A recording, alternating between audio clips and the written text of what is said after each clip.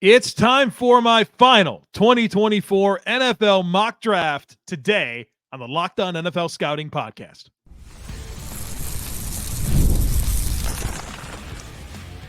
You are Locked On NFL Scouting with the Draft Dudes, your daily podcast for NFL and college football scouting. Part of the Locked On Podcast Network, your team every day. What's better than this? It's guys being dudes here on the Locked On NFL Scouting Podcast.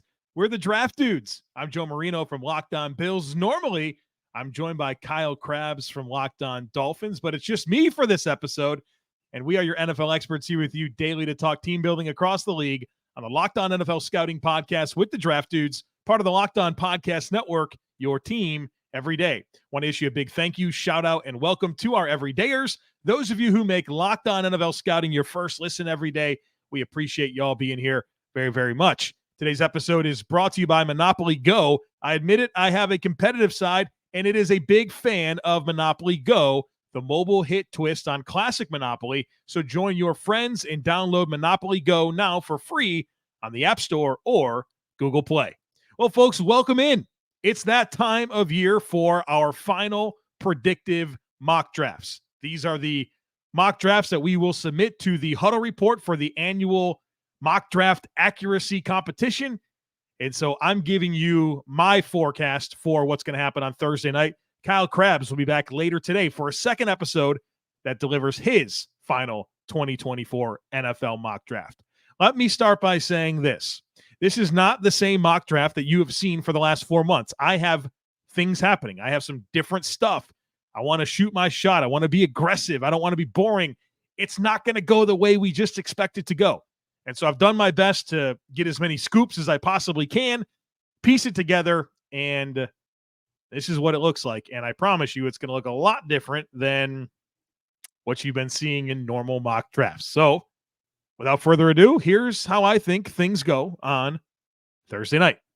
With a first pick in the draft, the Chicago Bears picking Caleb Williams. That's not an exciting twist. That's what we expect. They traded away Justin Fields for this opportunity to reset at quarterback with Caleb Williams. And they've done a nice job of building up the supporting cast with Keenan Allen and DJ Moore, Cole Kmet at tight end. They've added to the backfield. The offensive line is stabilizing. Caleb Williams, your quarterback or your new quarterback for the Chicago Bears. And number 2, Washington Commanders, I have them picking Jaden Daniels, the quarterback from LSU. I know that there was some riffs along the way here about that actually happening. I think it's all been smoothed over, and Jaden Daniels heading to the nation's capital to be their next quarterback with the number 2 pick. All right, so that's where it is the same old, same old. Moving forward, it is not, and that starts with pick number 3, where I have the New England Patriots selecting Joe Alt, the offensive tackle from Notre Dame. This has been the spot where many think Drake Maye could go, maybe J.J. McCarthy. I don't think this roster is ready for a quarterback, and I think they know that. And I don't think Elliott Wolf and Gerard Mayo want to start their clock by picking a quarterback and inserting that quarterback into this roster. They need a left tackle. They need wide receivers. They need help. They just drafted Mac Jones and gave him no help. Are they going to really do it again? Start building up this infrastructure. And I think, predictively, Joe Alt goes number 3 overall to the New England Patriots. At number 4, I have the Minnesota Vikings trading up. So Arizona moves out of number 4. They move back to pick 11. They also pick up pick 23 in the first round. And the Vikings come up for J.J. McCarthy. I know that there's some ties between Drake Maye and Josh McCown, the quarterback's coach for the Vikings. I think McCarthy's their guy. I think they want the guy who is going to do the smart right thing from the pocket more often. That's more pro-ready. I think that's McCarthy. So the Vikings coming up from 11, parting with pick 23 to get J.J. McCarthy. Then at number 5, I have another massive trade up.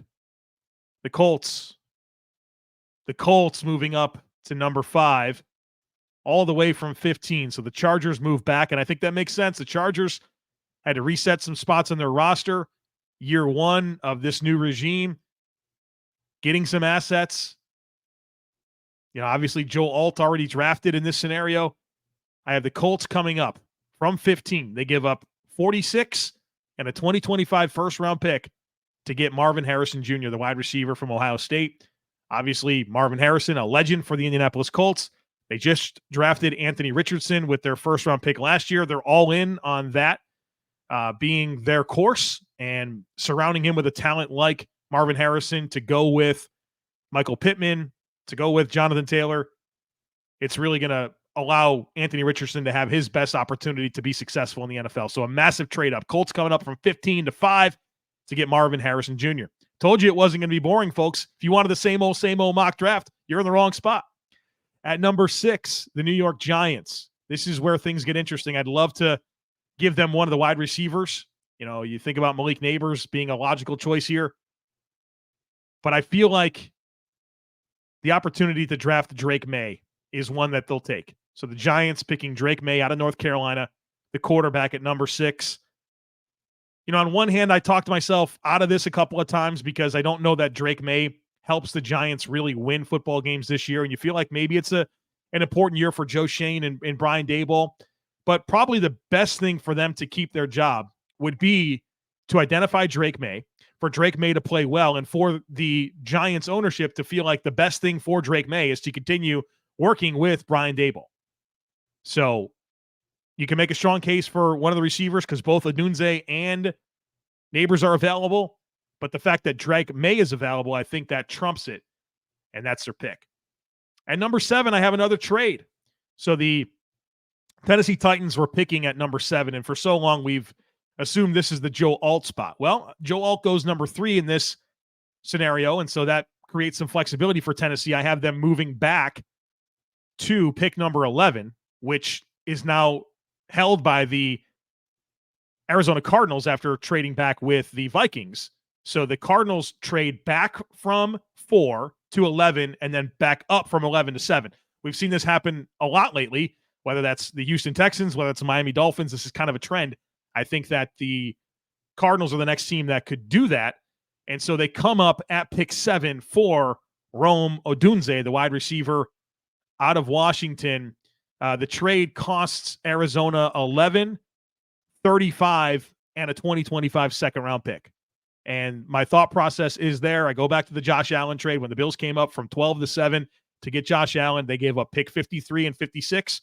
In this scenario, they get 35 this year, 2025 second-round pick the following year goes to the Tennessee Titans. So the Cardinals come up for Rome Odunze, obviously a massive need at wide receiver. Odunze, his mentor is Larry Fitzgerald, obviously ties to the Arizona Cardinals. That's the direction I have them going. Then at number 8, the Atlanta Falcons, I have them picking a defensive player, Leatu Latu, the edge rusher from UCLA. Feels like there's a lot of momentum for him to be the first defensive player drafted. Atlanta needs pass rush. I don't think they're going to care as much about the medicals. They just signed Kirk Cousins coming off of an Achilles injury. I think they're all in, and I think that there's a lot of belief that maybe Leatu is the best defensive prospect in this class. At number 9, I have the Chicago Bears picking Byron Murphy, the defensive tackle out of Texas.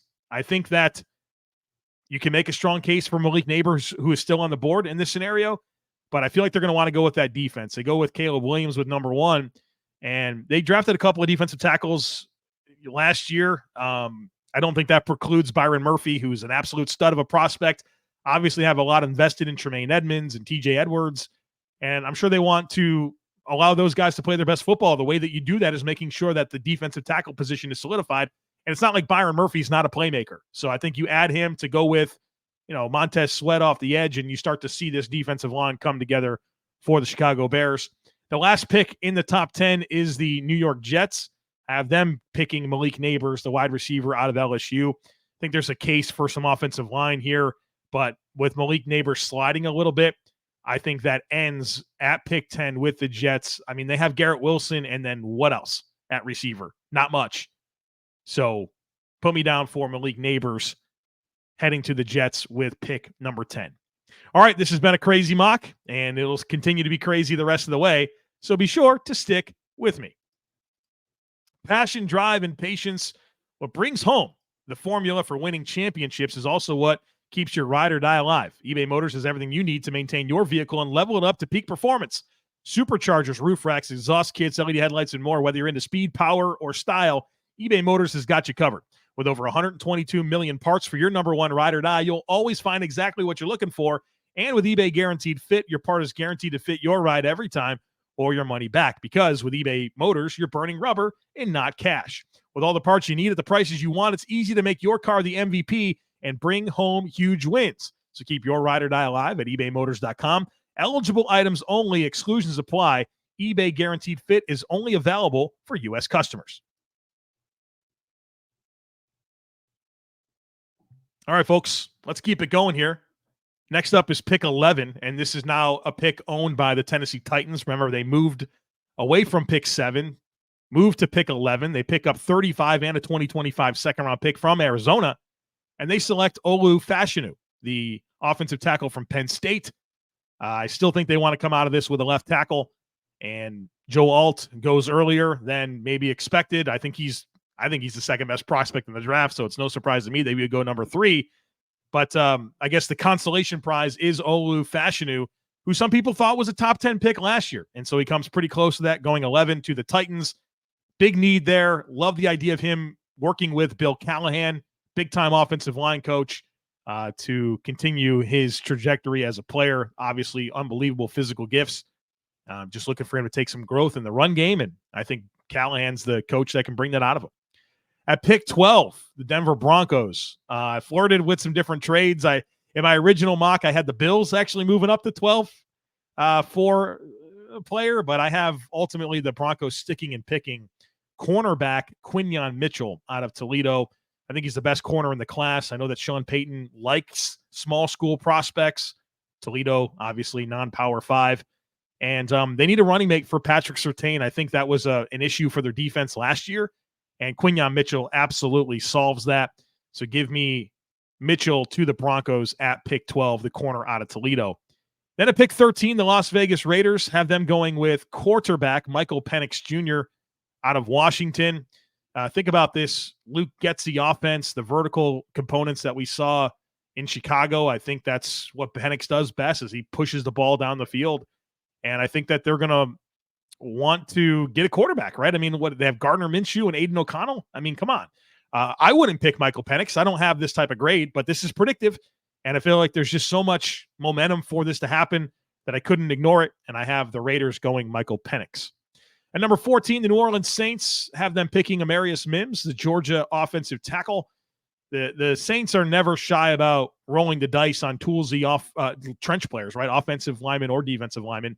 And between the lack of development for Trevor Penning at tackle and the concerns about the health and status of Ryan Ramczyk, their right tackle for this season, feels like tackle is something they got to get figured out. So Amarius Mims, big-time upside. I think he's an unbelievable talent. If he's healthy, he's going to be an absolute superstar. The Saints are never shy about swinging. That's who I have them picking. So here comes the Chargers at 15. Remember, they move out of pick 5. They go back to 15. They get pick 46 and a 2025 first-round picks from the Colts. And they get J.C. Latham, the offensive tackle for Alabama. All the momentum for the Chargers is this belief that they want to be physical, run the football, right? Imagining Justin Herbert with a run game, Greg Roman, the offensive coordinator. Their right tackle spot is not great. Trey Pipkins was a bit of a disaster last year for him. I think he comes in and pairs with Rashawn Slater. They got their tackle situation figured out. They got Zion Johnson on the interior as well. Jamari Sawyer, a nice piece. So I think they're going to build up this offensive line. They can wait on receivers. And obviously, they picked Quentin Johnson in the first round last year. I'm not optimistic there, but that's a pretty big investment. They kind of need that to pan out. And so I think they'll get receiver help at some point, especially now that they have pick 46. But with this top pick, I'm going offensive tackle J.C. Latham out of Alabama to the Chargers. At pick 16, the Seattle Seahawks, Troy Fautanu, the offensive lineman from Washington. I think he's an immediate starter at guard, where they have massive turnover when it comes to their interior offensive line. And, they have some nice young tackles, and maybe if Abraham Lucas, some injury concerns there, that doesn't work out. You have Fautanu that could play tackle, but worst case scenario, he's an awesome guard for you. But I think they need to stabilize the interior of that offensive line. Troy Fautanu certainly helps them do that. So I have him as the pick at number 16. Number 17, the Jacksonville Jaguars have them going with Brian Thomas Jr., the wide receiver out of LSU. You could tell that they really wanted Calvin Ridley, and even after signing Gabe Davis, they have Zay Jones. They obviously have Christian Kirk. I still feel like they want more in this wide receiver core. And when you have a young quarterback like a Trevor Lawrence, I think loading up on weapons is something we've seen other teams do. I think you'll want to see Trent Baalke. He likes to go for the toolsy guys. I mean, that's what Brian Thomas is. Low 4.3 speed, good size and length, gives a vertical element to this offense. So give me Brian Thomas to the Jaguars at number 17.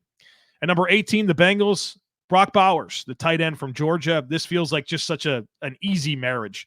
If Brock Bowers is on the board for the Bengals, you got to feel like they would pick him.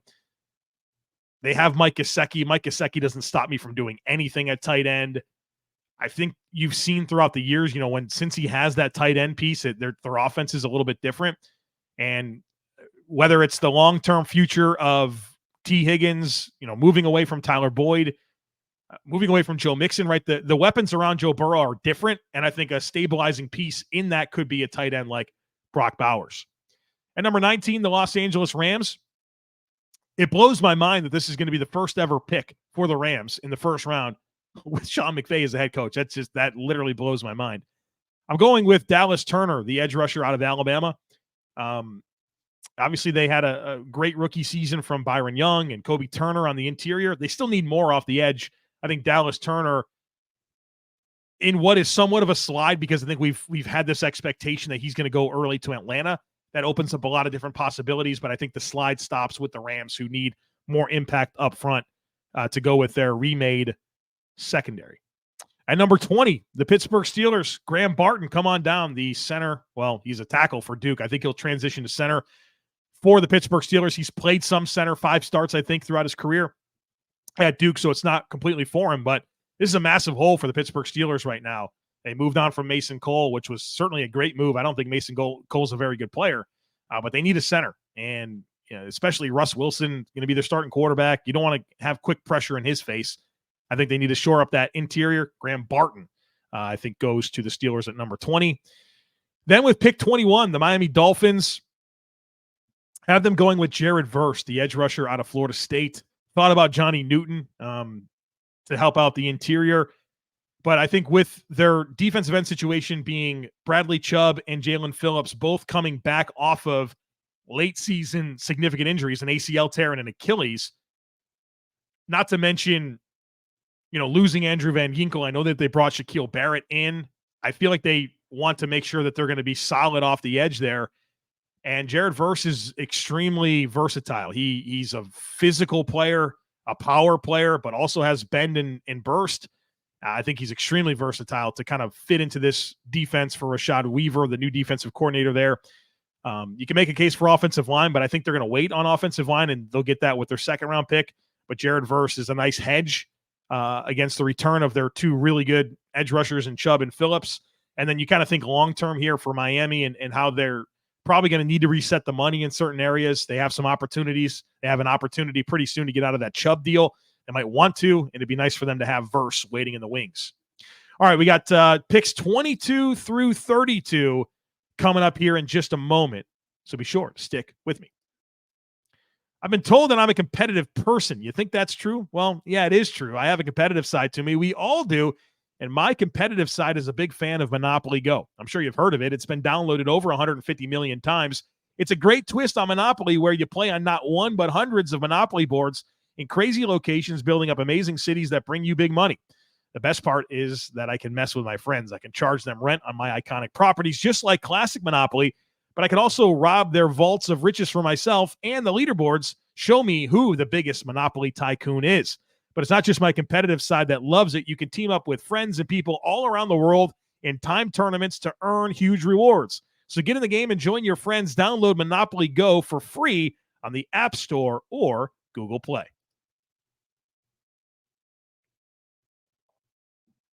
All right, folks, more picks to get to here. We just finished up with the Miami Dolphins at pick 21. At 22, the Philadelphia Eagles, they got to be pretty excited about Terrion Arnold, the corner from Alabama, being available. There's no secret here. Philly's got to get younger and more dynamic at the cornerback position. Terrion Arnold, potentially the best corner in this class, slides a little bit. And I think the slide absolutely ends with Philadelphia. That's probably a sprint to the podium moment for Howie Roseman if that were to unfold that way. At pick 23, the Arizona Cardinals have them going with Chop Robinson, the edge rusher out of Penn State. Look, Jonathan Gannon's a defensive-minded head coach, and he needs some dudes for this defense. And we saw what he could do with a guy like Hassan Reddick back in his time with Philadelphia. Chop Robinson gives them burst and speed and flexibility off the edge. They need some more talent, some more playmakers. I think Chop Robinson gives them a ceiling to develop into and provide that. And obviously, they with their earlier pick, they got a receiver, Odunze. Now it's time to help out the defense in the form of Chop Robinson. At pick 24, the Dallas Cowboys have them picking Xavier Worthy, the wide receiver out of Texas. Jerry Jones loves his Longhorns. That's what I've been told. I don't know that this would be the pick that I would make, but this is not a what would Joe do mock. This is a predictive mock. I think they should be thinking more about their offensive line, but I feel like they're going to want to make sure that they have some explosive components to this offense, and certainly Xavier Worthy with his low 4.2 speed provides that to go with CeeDee Lamb. Green Bay Packers at pick 25, Talise Fuaga, the offensive tackle out of Oregon State. I think that Packers should prioritize the offensive line here. Maybe you can make a case for a defensive back, but you've got a lot invested here in terms of your young playmakers on offense. Jordan Love's looking good at quarterback. You kind of reset here at the running back position with bringing in Josh Jacobs. I think you got to stabilize the offensive line. There's been so much attrition to that unit throughout the years, and obviously there's some turnover this year. Talise Fuaga gives them an option potentially at right tackle, at worst guard, to fortify this starting offensive line for Green Bay. At pick 26, the Tampa Bay Buccaneers, Cooper DeJean, the corner defensive back from Iowa. Look, I think that the corners in Tampa have kind of been disappointing. They've moved on from some of them. And right now, Zion McCollum, likely a starter. I don't think you want that. Cooper DeJean is a versatile defensive back that's physical, takes away the football, he tackles, fits that Todd Bowles mentality. At 27, the Cardinals are back up again here. Again, the Cardinals, I had them doing some trades. Remember the Vikings whole situation. So they have 3 first-round picks. They go Odunze, they go Chop Robinson, and now at pick 27, Johnny Newton, the defensive tackle from Illinois. Again, Jonathan Gannon, defensive-minded. They need dudes. They need some playmakers for this defensive unit. And Johnny Newton is a big-time pass rusher from the interior that can start to give them some legitimate answers to make plays and be answers for the Cardinals up front. So another defensive lineman for Jonathan Gannon, this time Johnny Newton. Next up is the Buffalo Bills at pick 28. I'm sure there's a lot of people curious what I do with this one. Like I said, I originally had the Bills trading up for Brian Thomas. The more I think about it, I do think that wide receiver is going to be the priority for Brandon Beane here, but I'm not sure that he's going to want to trade heaven and earth to go get a receiver. Xavier Legette, I have the pick for Buffalo. Sean McDermott's come out and said that they want a mismatch for the wide receiver position. And 6'1", 220 pounds, that runs 4.39, that's dynamic with the ball in his hands and can win at all 3 levels. There's not going to be a lot of defensive backs in the NFL that are going to be able to be physical enough and athletic enough to deal with Xavier Legette. They want yards after catch. They want plays down the field. Xavier Legette does that, and it gives them something different. They don't have this type of player in their current weaponry. I think that makes Xavier Legette the pick. They had a private workout with him. I know there's some momentum here. I'm buying in, and boy, oh boy, would I love it. At pick 29, the Detroit Lions, Kool-Aid McKinstry, the corner out of Alabama. I think they have a need at corner, obviously, with kind of what's happened with Cam Sutton. They need an answer here. And Kool-Aid McKinstry fits the Detroit Lions mantra of physicality, guys that's going to tackle, play off contact, be physical with receivers. He can do all those things. I'm a big fan of Kool-Aid McKinstry. I think he's a Lion through and through. At pick 30, the Baltimore Ravens have them going with Tyler Guyton, offensive tackle out of Oklahoma. I can see it, right? They trade away Morgan Moses. They probably want to get younger and cheaper on the offensive line. Am I 100% convinced that this is a marriage? No, but this is a contest, right? The Huddle Report. I think Tyler Guyton goes somewhere in the first round. I think there's a chance that it could be Baltimore. So I think I'm aligning the need for Baltimore at tackle or the offensive line, the likelihood of Tyler Guyton going in the first round, and I'm trying to get the point, right? So you get a point for every player picked in the first round, you get 2 points for every player and match that you have. And so I'm definitely playing the game here a little bit with that selection.